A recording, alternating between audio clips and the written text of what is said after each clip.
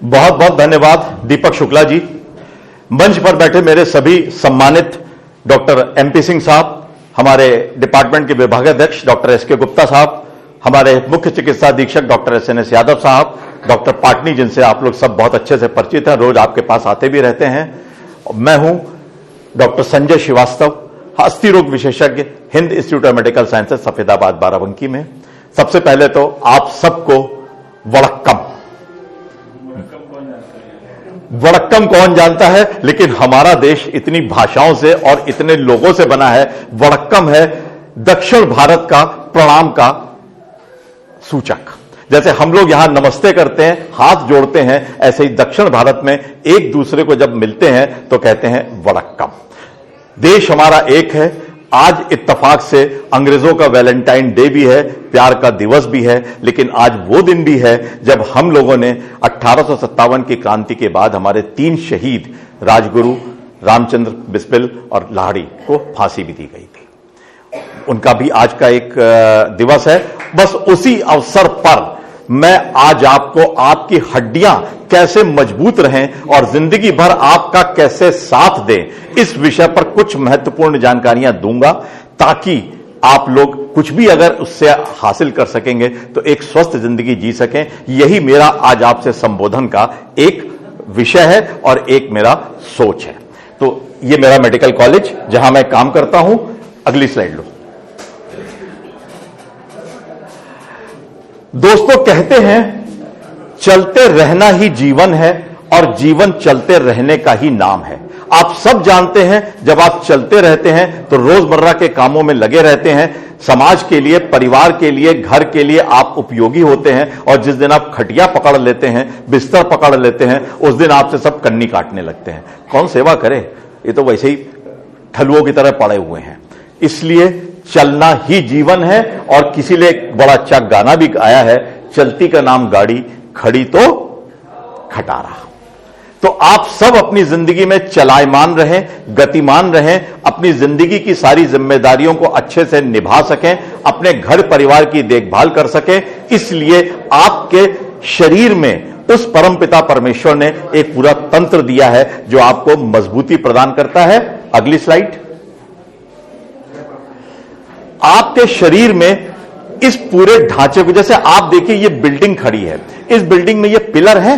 ये पिलर किसके बने होते हैं? सरिया के, जो आपकी इस पूरी की पूरी बिल्डिंग को साधते हैं, सहारा देते हैं। इसी तरह उस परमपिता परमेश्वर ने आपके शरीर में वो सरिया रूपी हड्डियां दे रखी हैं जो आपके शरीर को साधती हैं, आपके शरीर को ताकत देती हैं और आपके शरीर को इस जीवन में चलने के लिए सक्षम करती हैं।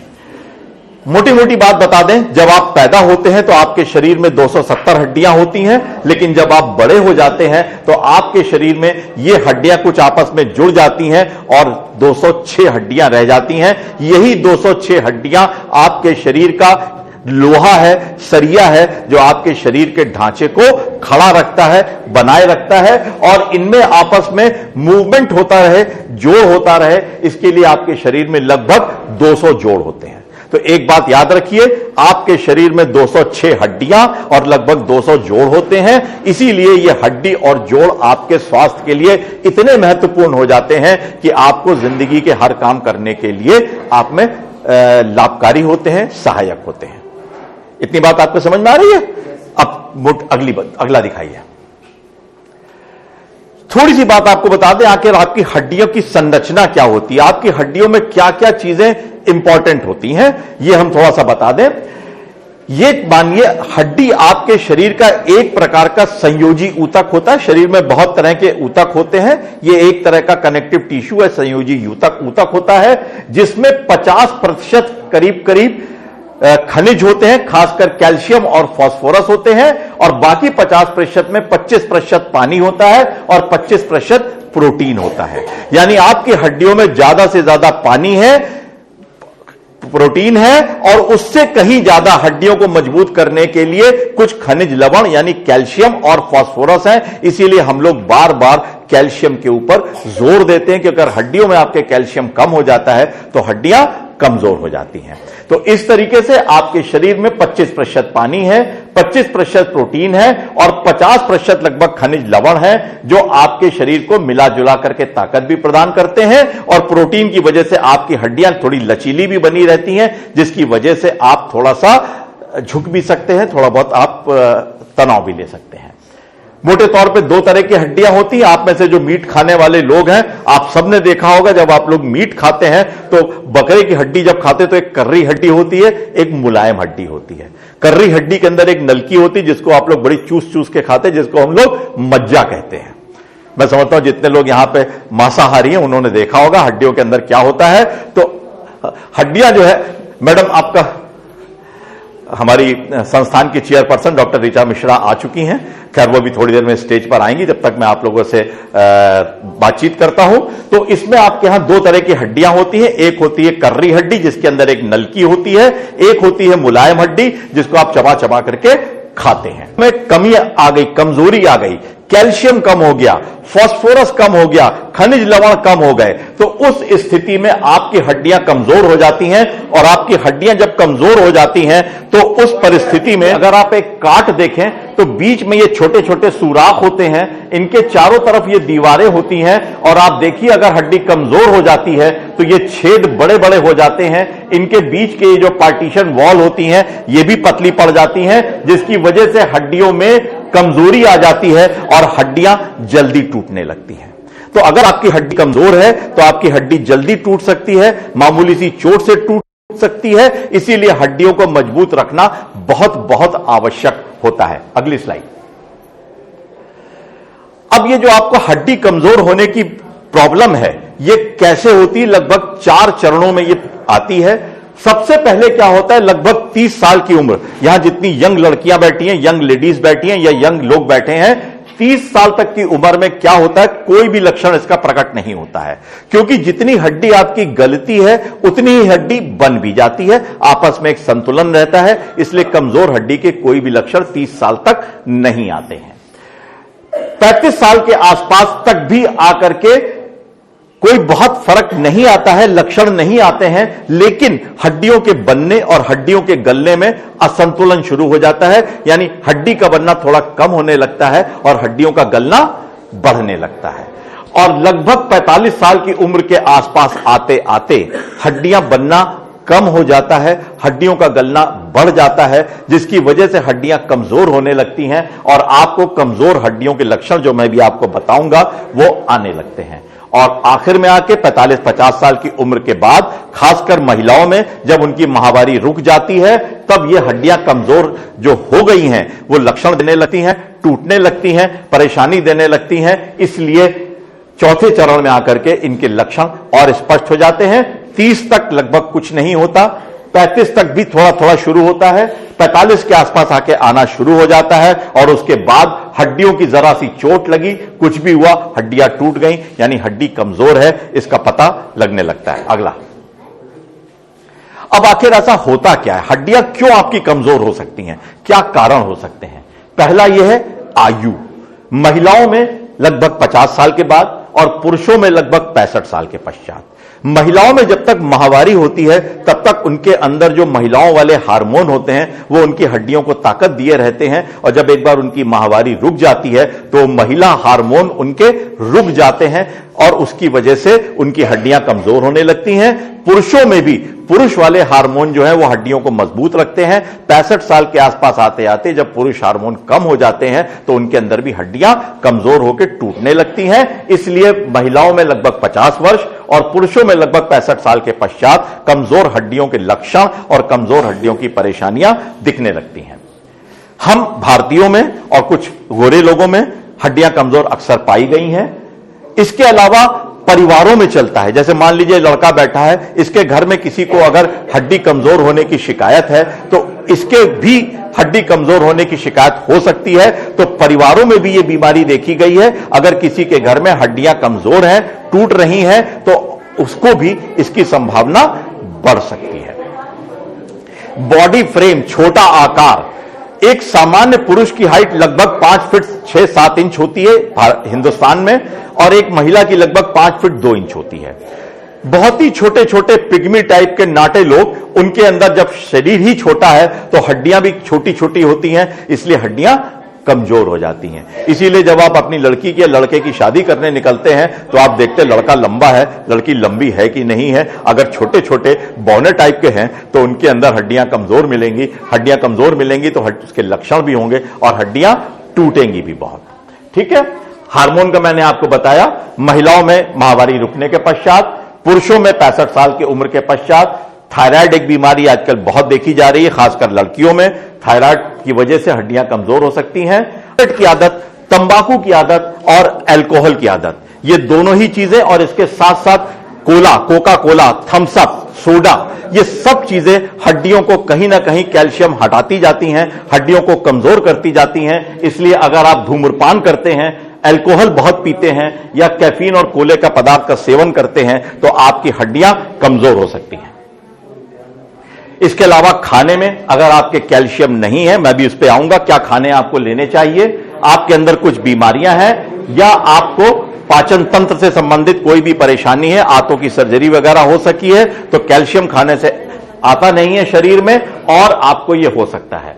कुछ दवाइयां जैसे मिर्गी के दौरे की दवाइयां होती हैं, पेट में जो तेजाबियत बनती है उसमें भी जो दवाएं होती हैं, कैंसर की दवाएं हैं, या स्टेरॉइड जैसे कि आप दमा में लेते हैं या गुर्दे की बीमारी में लेते हैं, ये सब दवाइयां हड्डियों में कमजोरी लाती हैं, आपको कमजोर हड्डियों का मरीज बना सकती हैं, जिसकी वजह से आप कमजोर हड्डियों के शिकार हो सकते हैं। क्षेत्र में और भी जगह, कलाइयों में, कूल्हे में, जहां जहां हड्डियां कमजोर हो रही वहां पे दर्द होता है, ऊंचाई कम होती जाती है। आपने देखा होगा कि आपके घर के जो बुजुर्ग होते हैं उनकी कमर यूं हो जाती है, देखा होगा, झुक के चलने लगती हैं।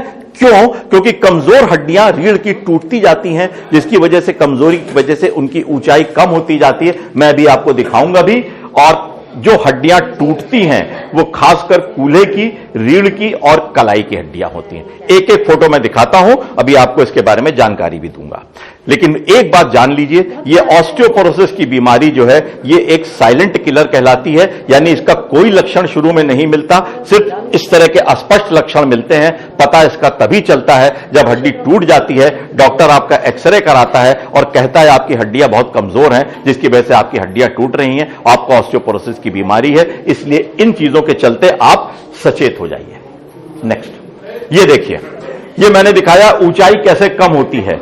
माहवारी रुकने के पश्चात महिलाओं में 10 साल तक अगर हाइट 5 फीट 6 इंच है, 15 साल के बाद ये गिर करके 1.5 इंच कम हो जाती है और 25 साल के बाद लगभग 3.5 इंच कम हो जाती है। इसीलिए आपने देखा होगा कि जो आदमी शुरू में तन के चलता है, जैसे जैसे उम्र बढ़ती जाती, खासकर महिलाओं में कमर झुकती चली जाती है, कुबड़ निकलता चला आता है और एक स्टेज ऐसी आती है जब वो लठिया पकड़ के झुक के चलती है, जैसे आपने रामायण में मंथरा को देखा होगा।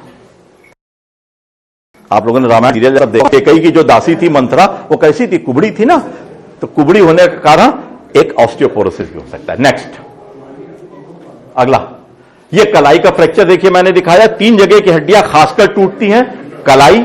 अगला, ये देखिए रीढ़ की हड्डी का, ये देखिए मैंने दिखाया है, ये देखिए हड्डी टूटी हुई है, समोसे की तरह चपटी हो गई है। इधर भी देखिए ये वाली हड्डी चपटी होती जा रही है और ये कई सारी हड्डियां टूट गई हैं, जो ऑस्टियोपोरोसिस यानी रीढ़ की हड्डी की कमजोरी में अक्सर मिलता है। नेक्स्ट, ये देखिए कूल्हे की हड्डी टूटी है, गर्दन, और ये देखिए कूल्हे की हड्डी। 3 जगह की हड्डियां कमजोर हड्डियां होने की वजह से अक्सर टूट जाती हैं और सबसे बड़ी बात ये पता ही नहीं लगता, आप खड़े हैं, खड़े खड़े जरा सा आप यूं घूमे, हड्डी चटक से टूट गई और आप गिर पड़े। बहुत मामूली सी चोट, बहुत मामूली सा मूवमेंट आपकी हड्डी को तोड़ने के लिए ऑस्टियोपोरोसिस में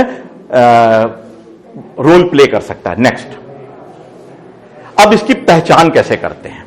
ऑस्टियोपोरोसिस की पहचान के लिए आपके पास क्या क्या जांचें हैं? बीएमडी टेस्ट जो आज हम लोग यहां करा रहे हैं। आपकी हड्डी के अंदर कितना कैल्शियम है, आपकी हड्डियां कितनी मजबूत है, बीएमडी टेस्ट कराते हैं। उसके बाद एक्सरे करा के देख सकते हैं।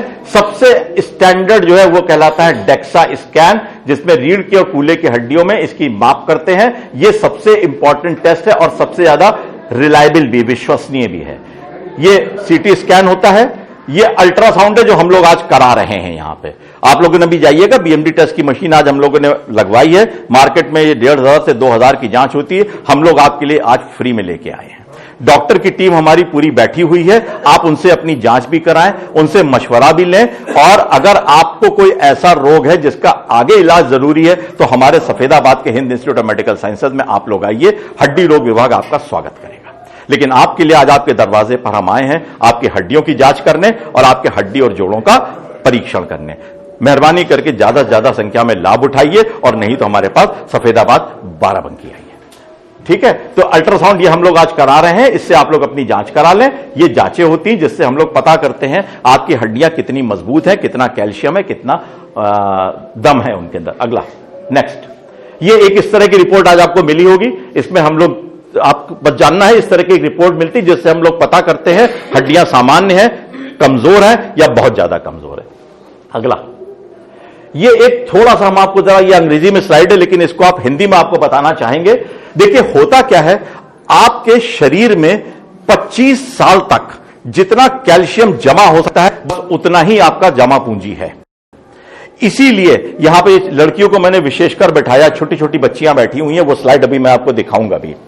लड़कियों के खाने पर बहुत ध्यान देना चाहिए, क्योंकि लड़कियां अपने खाने से जितना भी कैल्शियम अपने शरीर में जमा कर लेंगी 25 साल तक, वही उनकी पूरी जिंदगी में काम आना है। उन्हें आगे जाकर मां भी बनना है, उन्हें आगे जाके स्तनपान भी कराना है और बहुत सारी जिम्मेदारी निभानी है। अगर कैल्शियम बैंक उनका कमजोर है तो जिंदगी के आखिरी सांस तक वो हड्डी की कमजोरी से पीड़ित रहेंगी, परेशान रहेंगी। इसलिए सब माओं से मेरा निवेदन है, छोटी छोटी बच्चियों से भी निवेदन है कि अपने खाने में कैल्शियम ज्यादा से ज्यादा लो, 25 साल तक अपनी हड्डियों में जमा कर लो। यही तुम्हारी जमा पूंजी है जो तुम्हें जिंदगी भर खर्च करनी है। इसको हम लोग अपनी भाषा में कहते हैं पीक बोन मास, यानी 25 साल तक आपकी हड्डियों में जितना कैल्शियम जमा होगा वही आपकी जिंदगी भर काम आना है।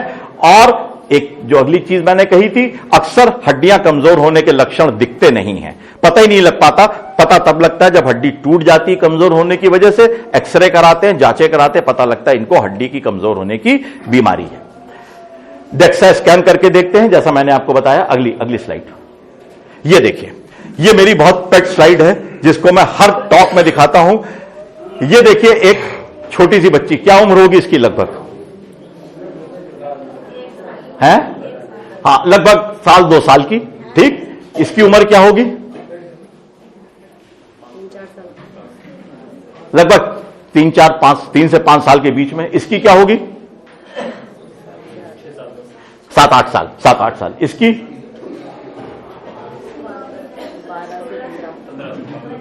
12 से 15। मैडम सही कह रही है, 12 से 15। ये 18 से 20 और ये 20 से 25।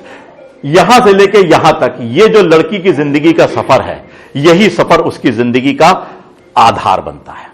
इस उम्र में खाया पिया ही काम आता है, और कहते ये हैं कि अगर खिलाई पिलाई अच्छी है तो आगे की जिंदगी भी अच्छी होती है, विशेषकर महिलाओं के लिए। ये मेरी टॉक स्पेशली इसीलिए आप लोगों को कैल्शियम की गोली हम लोग डिस्ट्रीब्यूट भी करेंगे, मैडम अभी आप लोगों को देंगी भी, इसलिए कि आप इसकी महत्ता समझें। आप इसको समझें कि आपके घर में आपकी बेटियां, आपकी माताएं, आपकी बहनें कितनी इंपॉर्टेंट है, और खासकर 25 साल की उम्र तक। क्यों बेटी, समझ रही हो? घर में कैल्शियम के लिए मम्मी से कहना कि कैल्शियम तुमको खूब खिला है। अगला, इसके बाद विटामिन डी बहुत जरूरी होता है आपके खाने में, क्योंकि यही विटामिन डी आपके आंतों से खाने में मौजूद कैल्शियम को शरीर में सोखता है। इसलिए विटामिन डी से भरपूर पदार्थ जैसे कि अंडे, मछलियां, जिगर, ये सब चीजें जरूरी हैं, या डेयरी पदार्थ है। एक बात यहां और बता दूं, विटामिन डी किसी भी शाकाहारी चीज से नहीं मिलता। जितने भी शाकाहारी पदार्थ हैं किसी में विटामिन डी मौजूद नहीं है। विटामिन डी मिलता ही मांसाहारी चीजों से है, या फिर कुदरती तौर पे सूरज की रोशनी में बैठने पर आपका शरीर उसको बनाता है। इसलिए विटामिन डी और कैल्शियम से भरपूर पदार्थ का इस्तेमाल करिए। फिर उसके बाद व्यायाम, जैसे मैंने कहा, आराम तलब जीवन शैली नहीं होनी चाहिए, सक्रिय जीवन शैली होनी चाहिए। चलते फिरते रहिए, दौड़ते भागते रहिए, शरीर दुरुस्त रहेगा, हड्डी जोड़ दुरुस्त रहेंगे। और क्यों व्यायाम आपके लिए आवश्यक है? क्योंकि आपकी हड्डियां मजबूत होती हैं, जोड़ लचीले होते हैं, मांसपेशियां ताकतवर हो जाती हैं, आपका शरीर बेहतर संतुलन रखता है, आपका दिल स्वस्थ रहता है, माइंड आपका एक्टिव रहता है, और कुल मिलाकर आप एक सुंदर, स्वस्थ, क्रियाशील तन और मन के स्वामी होते हैं। आवश्यक शायद न भी हो, लेकिन फिर भी अपनी तरफ से जितना ज्यादा से ज्यादा सक्रिय रहेंगे उतना आपका शरीर स्वस्थ रहेगा। अब किस तरह के व्यायाम आप कर सकते हैं? एक होता है जिसमें आप अपने शरीर पे लोड लेते हैं। लोड लेने में कौन कौन से हैं? तेज तेज चलिए, जॉगिंग करिए, सीढ़ियां चढ़िए उतरिए, खेलिए, डांस करिए। और एक तरह के व्यायाम वो होते हैं जिसमें आप कुछ प्रतिरोध के खिलाफ काम करते हैं, जैसे कि साइकिल चलाते हैं तो हवा का प्रतिरोध है, तैराकी करते हैं तो उसमें पानी का प्रतिरोध है, वेट लिफ्टिंग करते हैं या जिमिंग करते हैं तो उसमें भी आप एक्सरसाइजेस करते हैं। अगली स्लाइड। ये देखिए, मैंने आपको फोटो दिखा रखी है।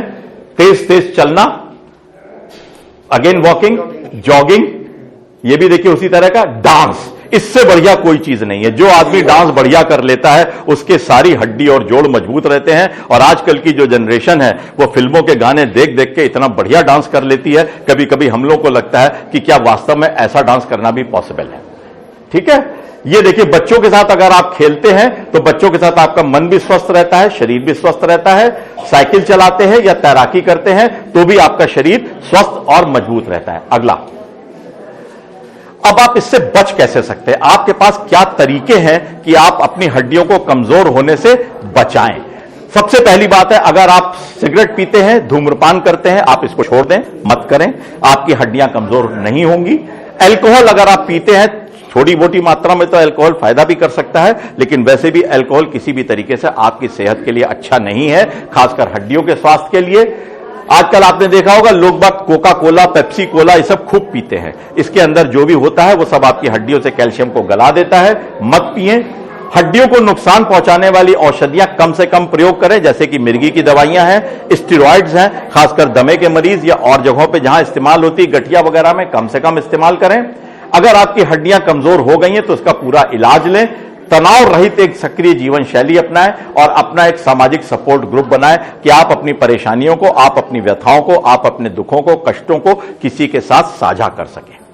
नेक्स्ट, उपचार क्या करते हैं?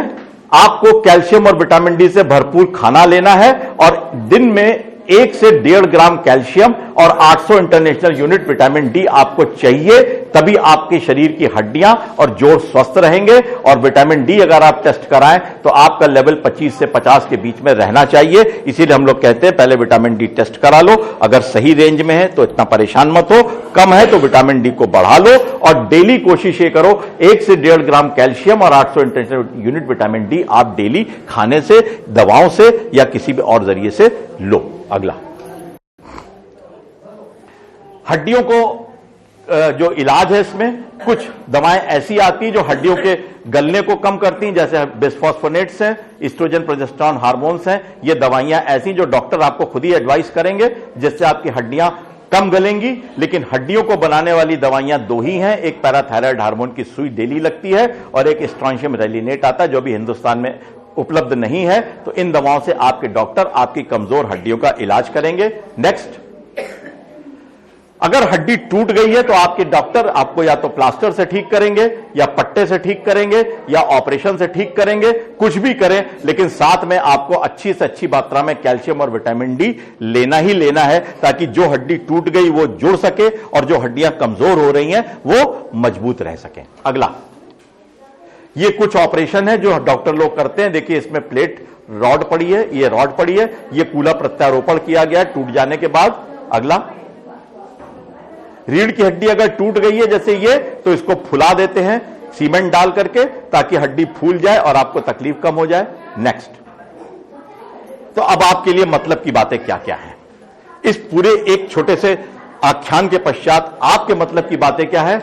अपने शरीर, खासकर हड्डियों के प्रति सचेत रहें। जैसा मैंने कहा, ये हड्डियां आपके शरीर का सरिया है, फ्रेम है। अगर ये फ्रेम आपका जंग खा गया, ये फ्रेम आपका कमजोर हो गया, तो आपका शरीर ढह जाएगा, गिर जाएगा। इसलिए अपनी हड्डियों के स्वास्थ्य के प्रति बहुत सचेत रहें। जीवन के शुरुआती 20 से 25 वर्षों में अपने हड्डियों रूपी बैंक में ज्यादा से ज्यादा कैल्शियम जमा करें, जिसको हम लोग पीक बोन मास कहते हैं, क्योंकि यही आपकी पूरी जिंदगी में काम आना है। पौष्टिक और संतुलित आहार लें, रोज कम से कम 1 घंटा अपनी कैपेसिटी, क्षमता के अनुसार व्यायाम करें। फास्ट फूड और जंक फूड, आजकल जैसे पिज्जा, बर्गर, इनसे बचें क्योंकि आपके शरीर के लिए हानिकारक हैं। कैल्शियम, मैग्नीशियम और विटामिन डी, K2 से भरपूर पदार्थों का सेवन करें। आराम तलब जीवन शैली छोड़ के सक्रिय जीवन शैली अपनाएं। जरा सी चीजों में आप उठें बैठे खुद काम करें। अगर आप सिगरेट पीते हैं, धूम्रपान करते हैं, अल्कोहल लेते हैं, कोला पदार्थ लेते हैं, इनको छोड़ दें। दवाओं को कम से कम अपनाएं। तनाव रहित प्रसन्न चित्त जीवन पद्धति अपनाएं ताकि आपकी हड्डियां और जोड़ बल्कि पूरा शरीर स्वस्थ रहे। और अगर ऑस्टियोपोरोसिस की पहचान हो गई है तो इसका इलाज आप जरूर लें, और हड्डी अगर टूट जाए तो उसका पूरा का पूरा इलाज लेना है। आज हमारे डॉक्टरों से आप मशवरा लें, जांच करा करके उनसे राय लेकर के जो वो आपको सलाह दे, राय दे, वो आप करें। और आप लोग अभी सब टॉक के बाद रुकिएगा। हमारी चेयरपर्सन डॉक्टर ऋचा मिश्रा आप सबको कैल्शियम की गोलियां निःशुल्क देंगी भी। नेक्स्ट, अगर आप देखें, अपने कैल्शियम के खाने को बढ़ाएं। सुबह सुबह की रोशनी अपने शरीर पर लें। ज्यादा नमक मत खाएं, धूम्रपान ना करें, कोका कोला, पेप्सी कोला वगैरह मत लें, कॉफी भी कम लें। अगला, आजकल हर आदमी तनावग्रस्त है, तनाव में है। तनाव से कम करने के लिए पैदल चलिए, दौड़िए, भागिए, नाचिए, संगीत सुनिए। संगीत से बढ़िया तनाव कम करने का कोई रास्ता नहीं। कभी आप बहुत दुख में हैं और पुराने जमाने का कोई नगमा अगर आ जाता है लता मंगेशकर की आवाज में या आशा भोसले की आवाज में, आपका मन कहीं ना कहीं अच्छा फील करता है। घर में अगर पालतू जानवर है, कुत्ता है, बिल्ली है, कुछ भी है, उसके साथ खेलिए, आपका मन हल्का रहेगा। बच्चों के साथ खेलिए, बच्चों से बढ़िया कोई नहीं होता। बच्चे जितने ईश्वर के रूप हैं, जितने निर्दोष होते हैं, उतना ही आपको आनंद आएगा उनके साथ खेलने में। बागवानी करिए। हम तो बल्कि आए थे डॉक्टर पाटनी की, हम तो बहुत तारीफ कर रहे थे, हम और डॉक्टर गुप्ता आए थे, कितना बढ़िया गार्डन लगाया है। क्योंकि जब आप एक बीज डालते हैं, उस बीज से जब वो पौधा निकलता है और बाद में फल फूल देता है, तो आपको लगता है आपने एक बच्चा पाला।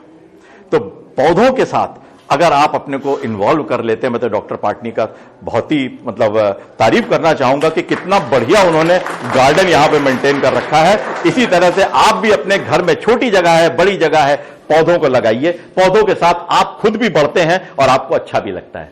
साइकिल चलाइए, तैराकी करिए, प्रकृति की गोद में रहिए। आप सब बहुत भाग्यशाली कि आप गांव में रहते हैं, पेड़ की छांव में बैठते हैं, चौपाल में बैठते हैं। हम लोग तो सब आर्टिफिशियल एयर में बैठते हैं, एयर कंडीशन में बैठते हैं।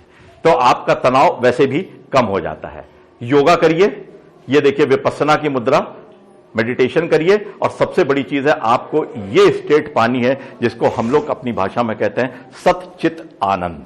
आनंद ही आनंद। अगर आप तनाव रहित रहते हैं, एक सक्रिय जीवन शैली अपनाते हैं, अच्छे से अपना जीवन व्यतीत करते हैं, तो आपका उद्देश्य यही होता है जिसे कहते हैं मोक्ष प्राप्त हो गया। अब कुछ नहीं चाहिए, सब कुछ मिल गया। नेक्स्ट,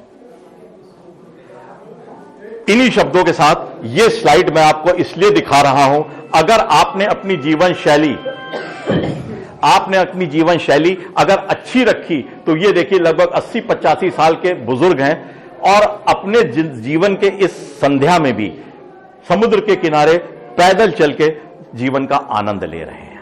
मेरा आप सब से सिर्फ यही एक उम्मीद है, आप सबके लिए यही एक कामना है कि आप लोग अच्छे से अपने शरीर का ख्याल रखें, बढ़िया खाएं, बढ़िया सोचें, बढ़िया जीवन शैली अपनाएं और अपने को सक्रिय रखें, तनाव मुक्त रहें। तो आप भी 80, 85, 90 साल की उम्र में इस बुजुर्ग कपिल की तरह अपने जीवन के आखिरी क्षणों में भी आनंदित रहेंगे, किसी पे बोझ नहीं बनेंगे और दूसरे लोग ये नहीं कहेंगे कि इन बुढ़ा बुढ़िया हमारे कहां मत्थे पड़ गए आगे। तो ये चीज बहुत आवश्यक है।